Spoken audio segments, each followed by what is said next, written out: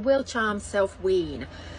Don't know. I mean, it kind of looks like she has a little bit, in that I don't know when we last saw her having a drink. However, we have always separated mares and foals eventually, and the one time that we didn't separate them like within the normal amount of time, which is 6 months, is like the earliest we would wean.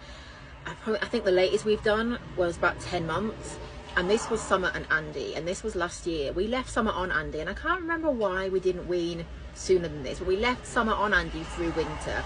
She was a June baby, so a little bit younger than we sometimes have, and we maybe just didn't have a reason to wean. I can't remember. I've just had an on this day video come up. This time last year, Andy looked great. She looked really, really well, and she was nursing this foal.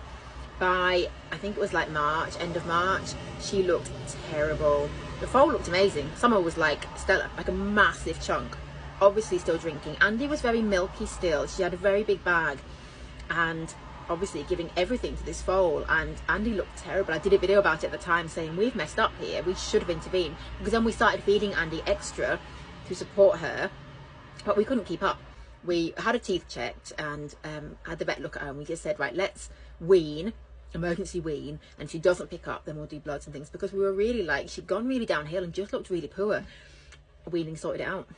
And we have to remember to keep a really close eye on Lynette, because Lynette looks great, and we don't think Charm's having a big drink, but we were kind of in the situation last year with Andy where Andy looked great. Summer was a couple of months younger than Charm as well, and just a bigger foal, and Andy was milkier. Lynette doesn't look very milky. Her teats have gone really small. In feral herds, I believe that what I've understood is that usually the mare will be in foal again. The mare's in foal again, her milk will naturally dry up because she's giving it all to the one she's growing.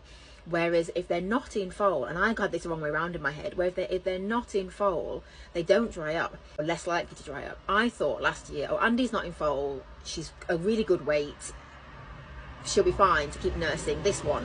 But because she wasn't in foal, she didn't dry up, she just kept producing milk for this giant foal that was nearly the same size as her by the end of it, and she lost all her condition out of her. So again, Lynette's not in foal, so she has no reason to dry up, although she does have a very small bag now. So whereas if they are in foal, which in most feral herds they will be in foal every year, then the milk will naturally dry up, and I guess that's when weaning occurs. We probably will just keep watching these two, and they might not need to be manually separated, but we've found that so far every time we've had to actually separate them. I guess it might get to that point with Lynette where we say no, she needs to not be nursing this foal now, but she may not.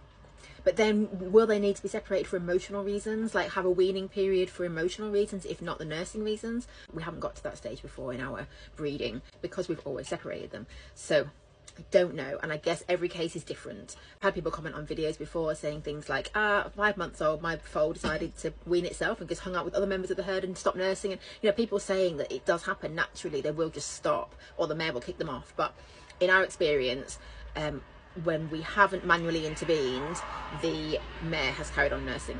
But this was a case where she wasn't in foal, so she had no reason to dry up. So not totally sure. What we'll do with Lynette is just keep a close eye on her.